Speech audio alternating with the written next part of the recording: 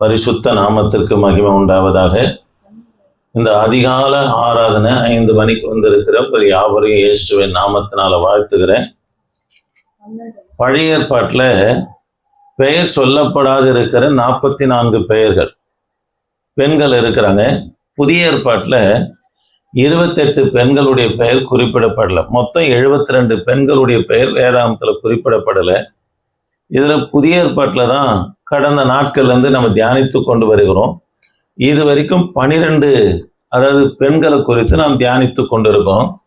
இன்றைக்கு 13வதாக எல்லாருடைய காணிக்கை காட்டிலும் இந்த விதவனுடைய காணிக்கை குறித்து கர்த்தர் மிகுபடுத்தி பேசுகிறார். பேசினாலும் இவங்களுடைய பெயர் எங்க கொடுக்கப்படலை? வேதாகமத்தில் நவன கொடுக்கப்படலை.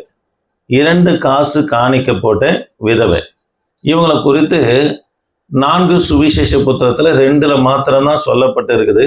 1 மார்க்கு சுவிசேஷ புத்தகம் 12ஆம் அதிகாரம் 40 44 வரைக்கும். லூக்கா சுவிசேஷ புத்தகம் 21ஆம் அதிகாரம் 1-4 வரைக்கும் நீங்க வாசித்து பார்ப்போம்னா இந்த 2 சுவிசேஷம் புத்தகத்துல மாத்திரம்தான் இந்த 2 காசு காணிக்கையாக போட்டு விதவையை குறித்து நம்ம சொல்லப்பட்டு இருக்கிறது. ஆமே, அல்லேலூயா. சரி, நீங்க 40 வாசிங்கம்மா. விதவைகளின் வீடுகளை பட்சித்து. சரி, 41 வாசிங்க. இயேசு காணிக்கை பெட்டிக்கு எதிராக உட்கார்ந்து ஜனங்கள் காணிக்கை பெட்டியில் பணம் போடுகிறதை பார்த்து கொண்டிருந்தார். உங்களுக்கு ஏற்கனவே சொல்லியிருக்கிறேன், தேவாலயத்துல 13 காணிக்கை வைத்திருக்கும். ஒவ்வொரு காணிக்கும் ஒவ்வொன்றுக்கும் ஒவ்வொரு காணிக்கை இருக்கிறது. பொருத்தன காணிக்கை இருக்கிறது. ஆண் பிள்ளை பிறந்திருந்தா காணிக்கை போடுவாங்க. விளைச்சல் அதிகமாக இருக்குமானா காணிக்கை போடுவாங்க. பொருத்தன காணிக்கைன்னு தனியா இருக்குது. குடும்ப வழக்கு கர்த்தர் தீர்ப்பாருன்னா அதுக்கு ஒரு காணிக்கை இருக்குது. இது போல 13 காணிக்கை பெட்டி தேவாலயத்துல இருக்கிறது. இப்போ பொதுவா இருக்கிற காணிக்கை பெட்டிக்கு முன்பதாக இயேசுவானவர் நிற்கிறார். அதுவும் வெண்கலத்தால செய்யப்பட்ட எக்கால வடிவத்தில் இருக்கிற அந்த காணிக்கை பெட்டிக்கு முன்பதாக கர்த்தராகி இயேசு நின்றுக்குன்னு ஜனங்க எப்படி கொடுக்கிறார்கள், அதாவது ஜனங்க எப்படி கொடுக்கிறார்கள் என்பது தேவாலயத்தின் காணிக்கை பெட்டிக்கு முன்பாக நின்று கொண்டு கர்த்தர் பார்க்கிறார். எவ்வளவு கொடுக்கிறார்கள் என்று கர்த்தர் பார்க்கல, எந்த சூழ்நிலையில ஆண்டவருக்கு என்று கொடுக்கிறார்கள் என்று சொல்லி ஆண்டவர் நாம பார்க்கிறார். தேவ பிள்ளைகளை, ஒரு சிலர் சொல்லுவாங்க, எனக்கு இருந்தா நானா கொடுக்க மாட்டேன், எனக்கு இருந்தா இந்த ஊழியத்தை நான் தாங்கிடுவேன்னுவாங்க. அவங்களாலாம் ஒரு நாளும் ஒரு காரியமும் செய்யவே முடியாதுங்க. தேவ பிள்ளைகளை,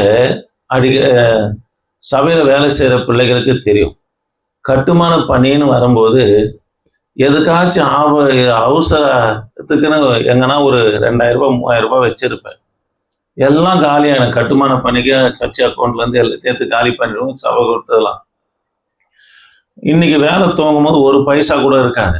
ஆனா முடிக்கும் போது 2 கொத்தனார் கூலி கொடுப்போம், பெரிய ஆளு கூலி கொடுப்போம். அன்னைக்கு சாப்பாட்டுக்கு தேவையான காசெல்லாம் கர்த்தர் சந்திச்சுக்கினே இருப்பார். ஒரு நாள் சுத்தமா வரல, கூலி கொடுக்க போறோம், என்னடா அது ஒரு பைசா கூட இல்லைன்னொன்னே என் இருதயத்துல பட்டுது, உங்ககிட்ட இருக்குதாப்பா அப்படின்னாரு. நான் மறைவா பைபிளுக்கு இடையில ஒரு இடத்துல எப்பாச்சும் அவசரத்துக்கு உதவுன்னு சொல்லி ஒரு 3000 ரூபாய் வச்சிருந்தேன். அதை எடுத்து ஆண்டவருக்குன்னு செலவு பண்ண பிற்பாடு ஆண்டவர் பார்த்துக்கிறாருங்க. அதுக்கு பிற்பாடு ஒவ்வொரு நாளும் கர்த்தர் சந்திச்சுன்னு இருந்தார். அதனால ஆண்டவர் எவ்வளவு கொடுக்கிறோம் என்பதை பார்க்கல, எந்த சூழ்நிலையில இருந்து கர்த்தருக்கு கொடுக்கிறோம் என்பதை என் தேவனாகி கர்த்தர் பார்க்கிறார். இப்போது புதிய சர்ச்சை ஆண்டு விழா நடந்தது. நம்ம இதை குறித்து நம்ம தியானிக்க போகிறோம். அந்த 2 காசு ஒரு துட்டுன்னா என்ன, ஒரு காசு என்னன்னா என்றெல்லாம் நம்ம தியானிக்க போகிறோம். கவனிங்க, முதல்ல ஊழியத்துக்கு ஊழியக்காருக்குன்னு காணிக்கை எடுத்து வச்சோம். வேற காசே கிடையாது, இதுல இருந்து இதை எடுத்து வச்சோம். எல்லாத்தையும் சொல்லி சொல்லி வாங்கின்னு வந்தோம். ஆனா அந்த ஸ்பாட்ல அன்னைக்கு இதுல பிரதிஷ்டை அன்னைக்கு எல்லாம் தேவை முடிச்சு கர்த்தர் நிறைவாக கொண்டு போக முடியாது செய்யலாம். அதனால ஆண்டவர் எப்படி கொடுக்கிறோம் என்பதை எவ்வளவு கொடுக்கிறோம் என்பதை கர்த்தர் பார்க்கிறாங்க. எந்த சூழ்நிலையில இருந்து தேவனுக்காக உன் இருதயம் ஆதங்கப்பட்டு கொடுக்கிறது என்பதை ஆண்டவர் பார்த்து கொண்டிருக்கிறார். அல்லேலூயா. சரி, இப்போ காணிக்கை பெட்டிக்கு முன்பதாக நின்றுக்குன்னு ஆண்டவர் எவ்வளவு கொடுக்கிறார்கள் என்று சொல்லி பார்க்கல, எந்த சூழ்நிலை தேவனுக்கு கொடுக்கிறார்கள் என்று பார்க்கிறார். ஆகவேதான் 41ஆம் வசனத்துல ஐஸ்வர்யவான்கள் அநேக அதிகமாய் போட்டார்கள் என்று சொல்றார். பார்க்கிறாரா? ஐஸ்வர்யவான்கள் அநேகர் அதிகமாய் போட்டாங்க. இவங்களை குறித்து கர்த்தர் குறை பேசவே இல்லை. இவங்க அதிகமா போட்டாங்க அப்படின்னு சொல்லி கர்த்தர் குறை எதுவும் பேசல. விதவையின் காணிக்கை குறித்து மாத்திரம்தான் கர்த்தர் பேசுகிறார். காரணம் என்னன்னா, தனக்கென்று எதையும் வைத்துக் கொள்ளல, எல்லாவற்றையும் காணிக்கை பெட்டியில போட்டால் என்று சொல்லப்பட்டிருக்கிறார். அல்லேலூயா. எல்லாவற்றையும் எப்படி போட்டாங்க அப்படின்னு சொல்லி உங்களுக்கு சொல்றேன். 42ஆம் வசனத்தை வாசிக்கலாமா? ஏழையான ஒரு விதவையும் வந்து, ஏழையான ஐஸ்வர்யவான்கள்லாம் வந்து போடுறாங்க, அதாவது அதிகமாய் போட்டாங்க. இப்ப ஏழையான ஒரு விதவை வந்து ஒரு துட்டுக்கு சரியான 2 காசை போட்டார். ஒரு துட்டுக்கு, ஒரு துட்டு அப்படின்னா லெப்டோன் அப்படின்னு கொடுக்கப்பட்டது.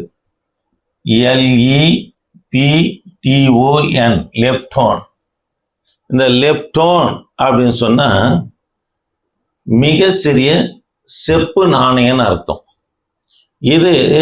இதனுடைய மதிப்பு அந்நாளில ஒரு நாள் கூலி ஒரு துட்டு என்று சொல்லப்பட்டிருக்கிறது. புதிய ஏற்பாட்டில் நம்ம வாசிக்கிறோம், வயல்வெளிக்கு ஆட்களை பேசி வேலைக்கு அமர்த்துறாங்க. ஒரு நாளைக்கு ஒரு பணம், ஒரு நாளைக்கு கூலி எவ்வளோ, ஒரு பணம் என்று பேசுறாங்க. இந்த இடத்துல சொல்லப்பட்டு இருக்கிற ஒரு கூலி, இதுக்கு இந்த துட்டுக்கு லெப்டோன் என்று சொல்லப்பட்டு இருக்குது. அப்படின்னா செப்பு நாணயம், மிக சிறிய செப்பு நாணயம். இதனுடைய மதிப்பு அந்நாளில ஒரு நாளைக்கு, அதாவது ஒரு துட்டு தான் கூலி. இப்போ ஒரு கொத்தனார் வேலை செய்யறதுன்னா இப்போ 1200 ரூபாய் வாங்குறாங்க. அந்நாளில வேலை செய்யற அந்நாளுடைய கூலி எவ்வளவு? ஒரு துட்டு. வாசிங்கம்மா. அப்பொழுது அவர் தம்முடைய சீஷரை அழைத்து, திரும்ப வாசிங்க. ஏழையான ஒரு விதவையும் வந்து ஒரு துட்டுக்கு சரியான 2 காசை ஒரு போட்டால், துட்டுக்கு சரியான 2 காசு. ஒரு துட்டுன்னா அந்நாட்கள்ல இருக்கிற ஒரு நாள் கூலி. தேவ பிள்ளைகளை, அது இந்திய மதிப்பின்படி 90 காசுன்னு கொடுக்கப்பட்டிருக்கு. இந்திய மதிப்பு எவ்வளவு? 90 காசு அப்படின்னு சொல்லப்பட்டு இருக்குது. ஒரு துட்டுக்கு 2 காசுன்னு இருக்குது இல்லையா? இந்த 2 காசுக்கு லெப்டோ பாருங்க, லெப்டோ, LEPTA, லெப்டோ. லெப்டோ என்று சொன்னா ஒரு துட்டுக்கு இணையாக 2 காசு. இப்போ ₹1 போய் மாத்தணும், 2.50 காசு கொடுக்குறாங்க இல்லையா? அது போலதான் லெப்டோ என்பது ஒரு சிறிய செப்பு நாணயம், ஒரு நாள் கூலி. அன்றைய தினத்துல அதுக்கு பேர் தான் ஒரு துட்டு.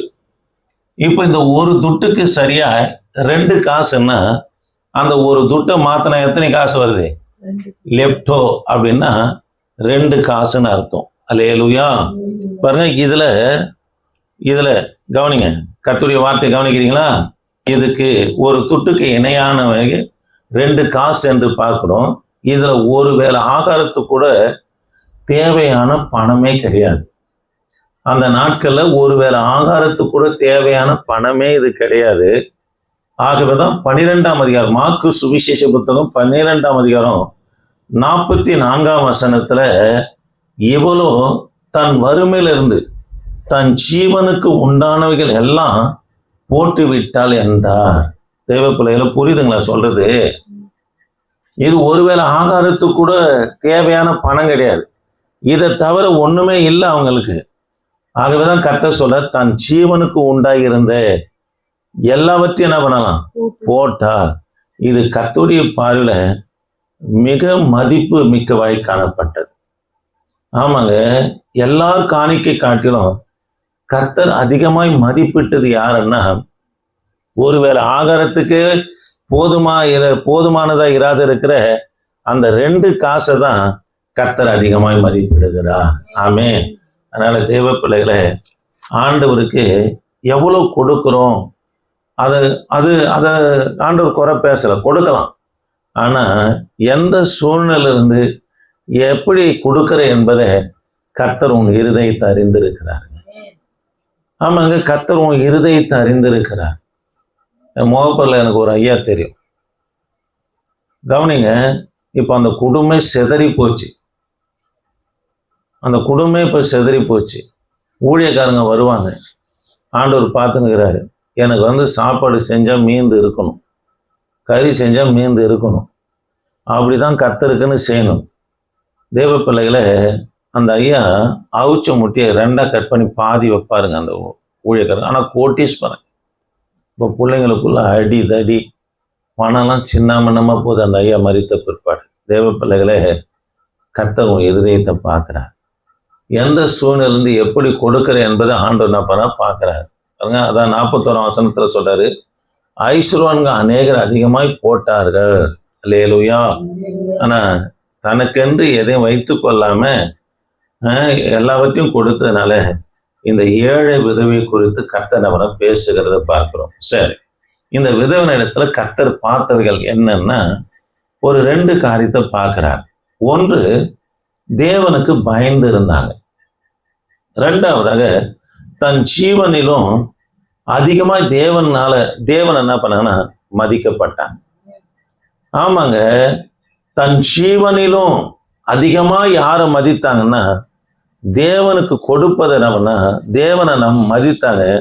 ஆகவேதான் என்ன பண்ணான்னா, என் ஜீவனே போனாலும் பரவாயில்ல, இன்னைக்கு இந்த வேலைக்கு அடுத்த வேலைக்கு இல்லை, இந்த வேலைக்கு ஆகாரத்துக்கு இல்லையானா கூட பரவாயில்லன்னு சொல்லி எல்லாவற்றையும் கொடுத்தாங்க. அல்லேலூயா. தேவ பிள்ளைகளே, ஆண்டவர் காணிக்கை குறித்து முத பேசுறார். வேதாகமத்துல காணிக்கை கொண்டு வந்து வச்சது முதல்ல யாருன்னா ஆபேல், காயின் தான். அதுக்கு பிற்பாடு ஆதியாகமம் 14ஆம் அதிகாரத்துல தசமபாகம் யார் கொடுக்கிறாரு? ஆபிரகாம் கொடுக்கிறார். தேவ பிள்ளைகளை, காணிக்கை குறித்து கர்த்தர் இஸ்ரவேல் மோசே இடத்துல பேசும்போது எடுத்துக்கலாமா? மத்தேயு யாத்ராகமம் 25ஆம் அதிகாரம், யாத்ராகமம் 25ஆம் அதிகாரம், யாத்ராகமம் 25ஆம் அதிகாரம். நீங்க 24ஆம் அதிகாரம் 23ஆம் அதிகாரத்தை வாசித்து பார்த்தோம்னா ஆசாரிப்பு கூடாரத்தை குறித்து வரைபடத்தை கர்த்தர் கொடுப்பார். ஆசாரிப்பு கூடாரத்துல பொன் குத்துவலுக்கு, தூபபீடம், பலிபீடம், உடன்படிக்கை பெட்டி எல்லாவற்றையும் செய்ய சொல்லுவார். செய்ய சொல்லிட்டு அதுக்கு உண்டான காணிக்கை யார் இடத்துல கேட்டு வாங்க. வாசிங்கம்மா 25, யாத்ராகமம் 25:1 வாசிங்க. கர்த்தர் மோசேயை நோக்கி இஸ்ரவேல் புத்திரர் எனக்கு காணிக்கையை கொண்டு வரும்படி அவர்களுக்கு சொல்லு. பாருங்க, ஆண்டவர் சொல்றாரு, இஸ்ரவேல் புத்திரர், வாங்க கவனிங்க, கர்த்தருடைய ராஜ்யத்துடைய விரிவாக்கத்தை ஆண்டவர் நம்ம கையில கொடுத்து வச்சிருக்கிறாருன்னு ஒவ்வொரு விசுவாசியும் உணரணும். அப்பதான் உங்களால கொடுக்கவே முடியும். ஊழியத்துக்காக இருக்கட்டும், சபைக்காக இருக்கட்டும், சபை கட்டுமான பணிக்காக இருக்கட்டும், அது என் கையில என் வருமானத்துல கர்த்தர் வைத்திருக்கிறார் என்ற ஒரு எண்ணம் உடையவர்களால தான் கர்த்தருக்கு செய்யவே முடியும். இல்லைன்னா அவங்களால செய்யவே மாட்டாங்க. அது எப்படின்னா போட்டோம் எனக்கு நான்ட்டு பின்னாடி நின்று பார்த்துட்டு நம்மனா போயிடுவாங்க. அப்படி இருக்கக்கூடாதுங்க. ஆண்டவர் சொல்றாரு, நீ இஸ்ரவேல் புத்திரத்துல கேட்டு வாங்க வேண்டியது என்னவென்றால், மனப்பூர்வமாய் உற்சாகத்துடன் கொடுப்பவன் யார் இடத்துல கேட்க சொல்றாருன்னா மனப்பூர்வமா உற்சாகமா. அதனாலதான் தன் ஜீவனிலும் அதிகமா தேவனை நேசித்தபடினாலதான் முழுமையா அவங்க போட்டாங்க. ஆண்டவர் ஆரம்பத்தில் எப்படி சொல்றாரு பாருங்க, மனப்பூர்வமாய் உற்சாகமாய் கேட்க கொடுக்குற இடத்துல என்ன பண்ண கேட்டு எல்லா இடத்துலையும் கேட்காதப்பான்றார். கேட்டு வாங்க பாருங்க, அவங்க இடத்துல கேட்டு வாங்க. 16 காணிக்கை, அதுல 17ஆவது காணிக்கை என்னன்னா மனப்பூர்வமா உற்சாகமாய். அல்லேலூயா. அதனால தேவ பிள்ளைகளை, ஆண்டுடைய ராஜ்யத்துடைய விரிவாக்கத்தை கர்த்தர் நம்முடைய வருமானத்துல வச்சிருக்கிறார். ஆமாங்க, அதுக்கு இடையூறா நாமளே இருந்துடக்கூடாது. ஒரு நாளைக்கு கர்த்தர் கணக்கு கேட்பார். அல்லேலூயா. நான் எத்தனையோ முறை எங்கள் வீட்டில் சொல்லியிருக்கிறேன், கேட்டு பாருங்க. ஏன் இவ்வளோ காணிக்க வந்திருக்குன்னு தெரியல. கர்த்தர் என்ன வேலை வச்சிருக்கிறாரோ, எதுக்காக இதை கொடுத்தாருன்னு சொல்லுவேன். அதுக்கேற்ற மாதிரி அதுக்கேற்ற ஊழியம் வரும். அதுக்கேற்ற சபையினுடைய காரியத்துக்கு ஆண்டவர் முன்கூட்டியே சந்திக்கிறத நான் உணர்ந்திருக்கிறேன். அல்லேலூயா.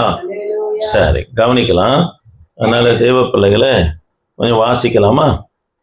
2 கொரிந்தியர் 8:12 கொஞ்சம் வேகமா இருக்கலாம். 2 கொரிந்தியர் 8:12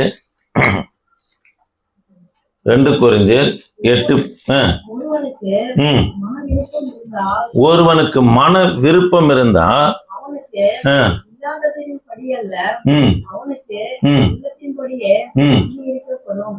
திரும்ப வாசிங்கம்மா. ஒருவனுக்கு மன விருப்பம் இருந்தா இல்லாதத்தின்படி அல்ல,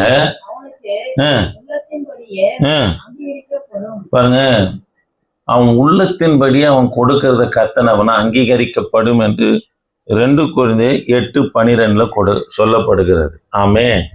அல்லேலூயா. தேவ பிள்ளைகளை, ஏதோ அவருக்கு கொடுத்துட்டோம் என்ற ஒரு திருப்தியில இருக்கக்கூடாதுங்க.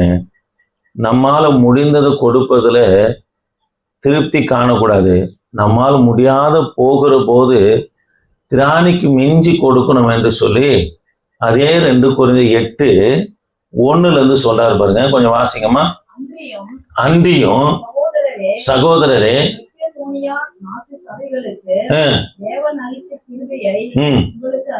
உங்களுக்கு அறிவிக்கிறோம்,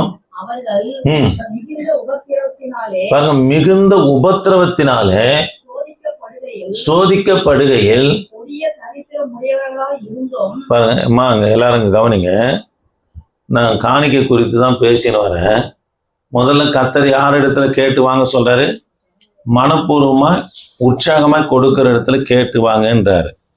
பவுல் என்ன சொல்றாருன்னா, நம்மால் முடிந்ததை கொடுப்பதில் திருப்தி காணக்கூடாது.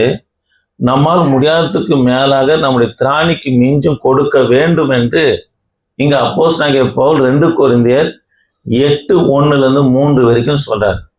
மக்கோதோனியா சபையார் உதாரணத்துவமாக எப்படி கொடுத்தாங்கன்னு சொன்னா, கொடிய தரித்திரம். என்ன தரித்திரமா? கொடிய தரித்திரம். அப்படின்னா உடுத்துறதுக்கு கூட வஸ்திரம் இல்லை, ரொம்ப கஷ்டப்பட்டு இருப்பாங்கன்னு நினைக்கிறேன். ஒருவேளை ஆகாரத்துக்கு கூட வழி இல்லாம இருந்திருப்பாங்கன்னு நினைக்கிறேன். கொடிய தரித்திரத்திலையும் வாசிங்கம்மா.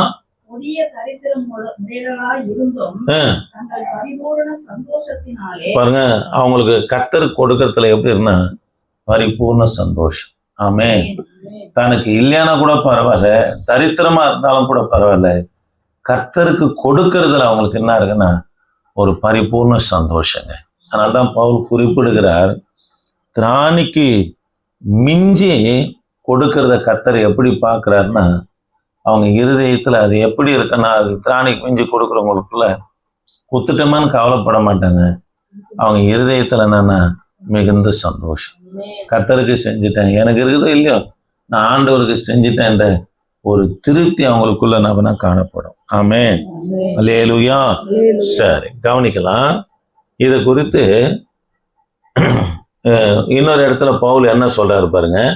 அதே 2 கொரிந்தியர் 9:6 வாசிக்கலாமா? அதே 2 கொரிந்தியர் சொல்லுகிறது என்னவெனில், சிறுக விதைக்கிறவன் சிறுக அறுப்பான், பெருக அறுப்பான்.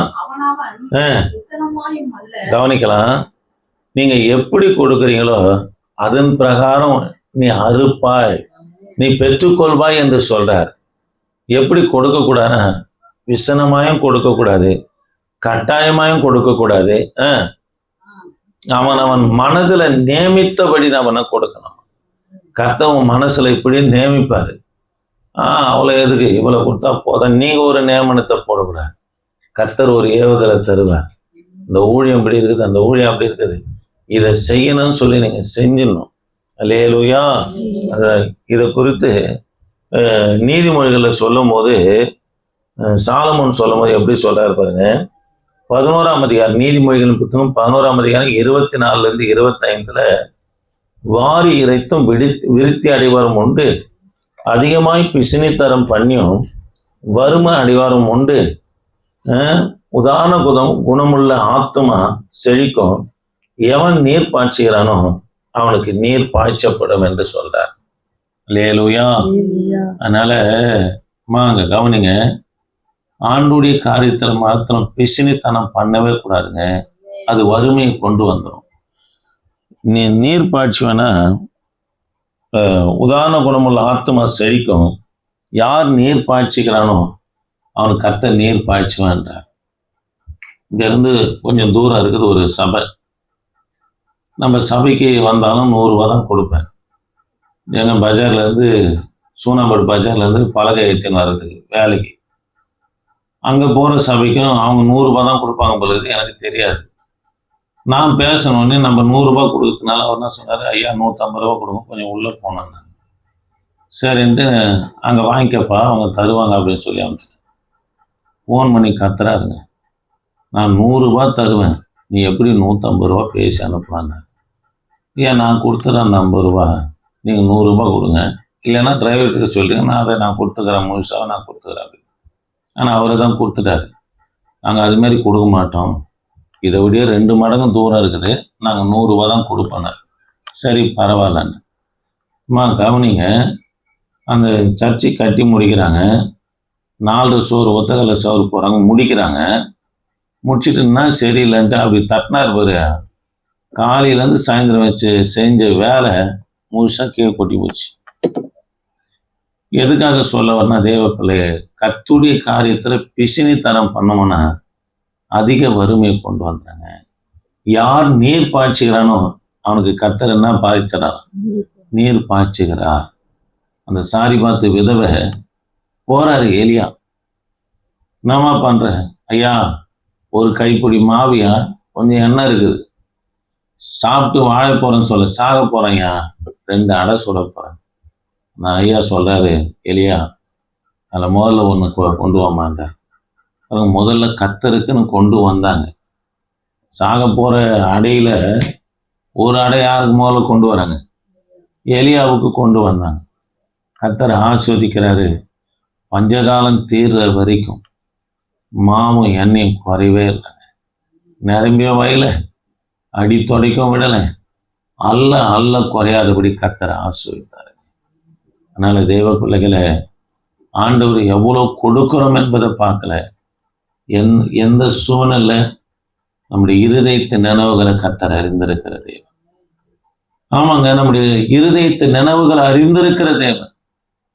நம்ம வறுமையில இருந்து கர்த்தருடைய ராஜ்யத்தை கட்டி பாருங்க, ஏழாமல இருந்து கர்த்தருடைய ஊழியத்தை தாங்கி பாருங்க, அதுக்கு உண்டான பிரதிபலன் கர்த்தர் தராரா இல்லையான்னு பாருங்க. நிச்சயமா கர்த்தர் செய்வாருங்க. எனக்கு ஒரு ஐயாவுக்கு தெரியும், அரும்பாக்கத்தில் அடிக்கடி உங்களுக்கு சொல்லியிருக்கிறேன். 2 பெண் பிள்ளை இருக்கிறாங்க அந்த ஐயாவுக்கு. எந்த ஊழியக்காரர் வந்தாலும் காணி கொடுத்துருவார்.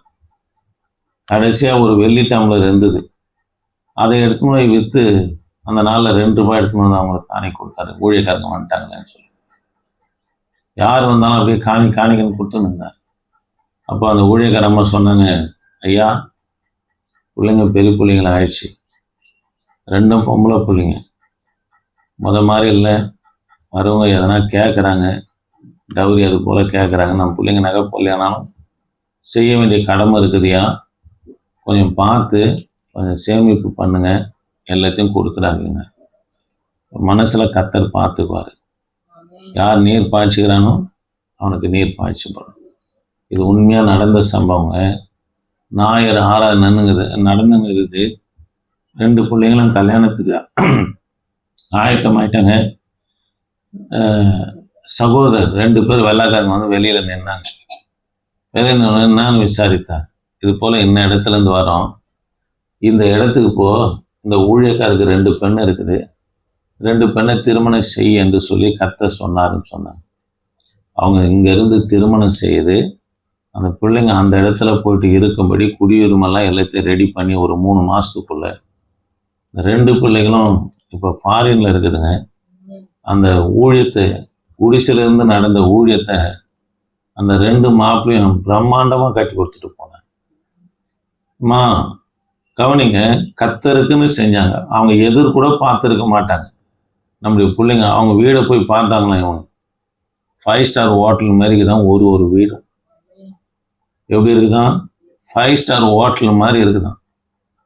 நம்முடைய தளத்தை ஒற்றைக்குச்சியில் தொடலாம். அந்த தளத்தை ஒற்றைக்குச்சியில் கூட தொட முடியாது. அவ்வளோ உயரத்தில் போட்டு அவ்வளோ அழகான வீட்டில் பிள்ளைகள் வாழும்படி கர்த்தர் செய்தார். அதனால் அதிகமாய் வாரி இறைத்தும் விருத்தி அடைவாரும் உண்டு, அதிகமாய் பிசினித்தரம் பண்ணி வறுமை அடைவாரும் உண்டு. யார் நீர் பாய்ச்சுகிறானோ அவனுக்கு பாய்ச்சப்படும். ஐஸ்வர்யவான்கள் தங்கள் பரிபூர்ணத்திலிருந்து போட்டாங்க. கர்த்தர் குறை ஒன்றும் பேசலை. ஆனால் தன் ஜீவனுக்கென்று வைத்திருந்த அவங்க காணிக்கையை கர்த்தர் மதிப்பிடுறார். கர்த்தர் வாழ்த்தி பேசுறாரு. எதுக்காகன்னா அவங்களுக்குள்ள என்ன இருந்தது? கர்த்தருக்கு பயப்படுகிற பயம். இன்னொன்று, தன் ஜீவனிலும் கர்த்தர் என்ன பண்ணாங்கன்னா அதிகமாக மதிப்பிட்டு தன் இருதயத்தில் வைத்திருந்தனால தான் அதை கொடுத்தாங்க. ஆமென். முழங்கால் படியில்லாமா? என் ஆண்டவரே, நாங்கள் உம்மை துதிக்கிறோம். இந்நாளில் ஆண்டவரே, அப்பா, எங்களோடு பேசி நம்முடைய வார்த்தைகளுக்காக நன்றி செலுத்துகிறேன். வந்த ஒவ்வொரு பிள்ளைகளையும் ஆசீர்வதிங்க ஆண்டவரே. கான்ஃபரன்ஸ் லைன்ல இருக்கிற பிள்ளைகளையும் ஆசீர்வதிங்க. இந்த மாலில் நடக்க போகிற குடும்ப ஜெபத்தையும் ஆசீர்வதிங்க ஐயா. தொடர்ந்து உமது பிரசன்னம் இருக்க உதவி செய்யுங்க. இயேசு நாமத்தில் ஜெபிக்க நல்ல பிதாவே, ஆமென்.